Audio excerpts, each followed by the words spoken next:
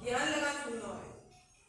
बहुत समय पहले की बात है। राजा भीमदेव गुजरात में राज्य करते थे। राजा भीमदेव गुजरात में राज्य करते थे। उनके एक लड़का था, उसका नाम था वर्धमान। वर्धमान बेटो राजा। लड़का होनहार और बड़ा दयालु था। एक वर्ष गुजरात राज्य में बरसात नहीं हुई थी।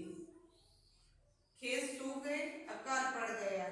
उस वर्ष वहां के किसान राजा को लगान नहीं दे सके। इसलिए राजा भीमदेव ने सिपाहियों को भेजकर उन किसानों के घरों में जो कुछ भी था उसे जब्त कर लिया। जब्त किसने किया? राजा ने। एक दिन राजकुमार वर्धमान खेलते हुए महल से बाहर आ गए। एक बार कौन आया? वर्धमान। वो किसका बेटा था? राजा का बेटा था। वहां उन्होंने देखा बेचारे किसान बहुत दुखी थे। किसने देखा किसान दुखी है? वर्धमान ने, राजा के लड़के ने। और आपस में अपनी बुरी हालात की चर्चा कर रहे थे। राजकुमार ने उनकी सारी बात सुनी। राजकुमार ने उनकी सारी बातें सुनी। उनका दुख जानकर राजकुमार की आंखों से आंसू बहने लगे। राजकुमार वर्धमान ने उनका दुख दूर करने का निश्चय किया। उन दिनों राजकुमार वर्धमान घुड़सवारी की कला सीख रहे थे। राजा भीमराव ने कहा था, जब तुम घुड़सवारी में निपुण हो जाओगे तो तुम्हें इनाम दिया जाएगा। वर्धमान ने मेहनत करके घुड़सवारी करने की कला जल्दी सीख ली। राजकुमार वर्धमान ने घुड़सवारी की कला अपने पिता भीमराव को दिखाई। राजा भीमदेव बहुत प्रसन्न हुए। उन्होंने खुश होकर कहा, बेटा, मैं तुम्हारी घुड़सवारी की कला से अत्यंत प्रसन्न हूँ। ये किसने कहा? वर्धमान के पिता ने। बोलो, क्या इनाम चाहते हो? वर्धमान ने कहा, पिताजी। वर्धमान ने कहा, पिताजी, इन बेचारे गरीब किसानों की जब्त की गई चीजें वापस लौटा दीजिए। किसने कहा भाई?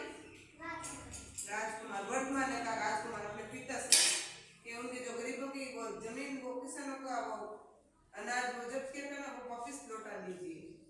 राजकुमार की बातें सुनकर राजा भीमराव की आंखों में खुशी के आंसू झलक गए।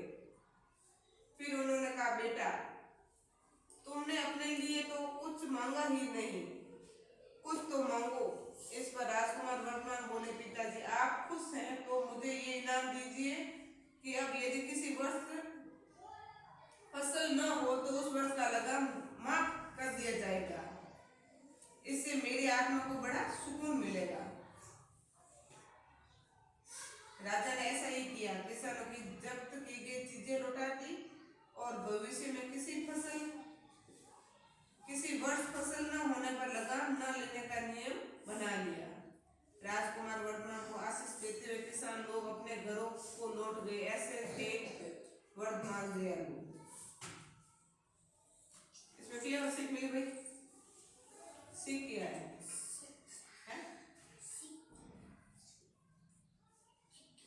दयालु का दयालु होते नहीं वर्धमान।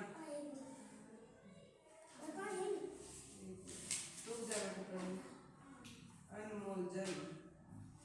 अनमोल जल को एक बार एक राजा शिकार के पीछे दौड़ता हुआ जंगल में भटक गया। वह काफी देर तक भटकता रहा, परंतु उसे जंगल से बाहर निकलने का रास्ता नहीं मिला।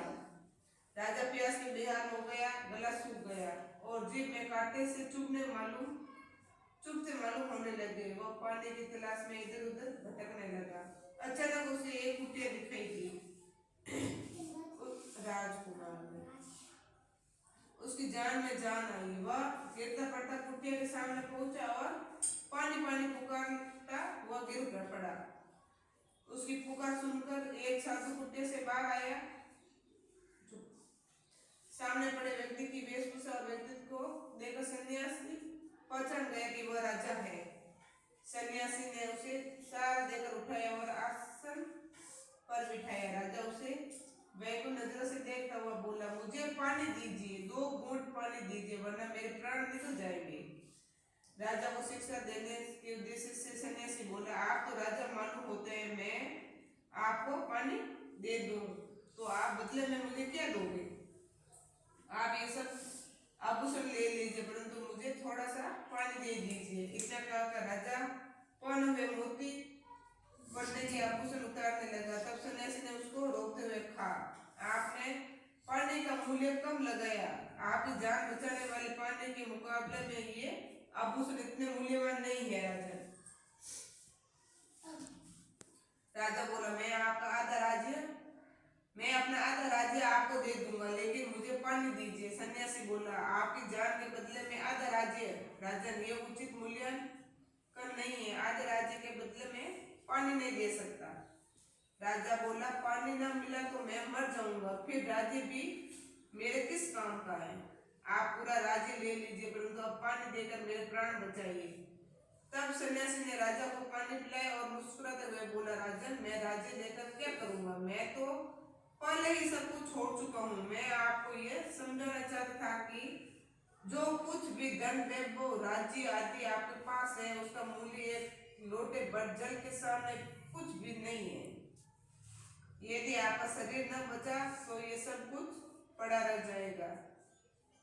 आज आप इस रहस्य को समझ गए होंगे कि जीवन मूल्यवान है, लेकिन जल अनमोल है। जल के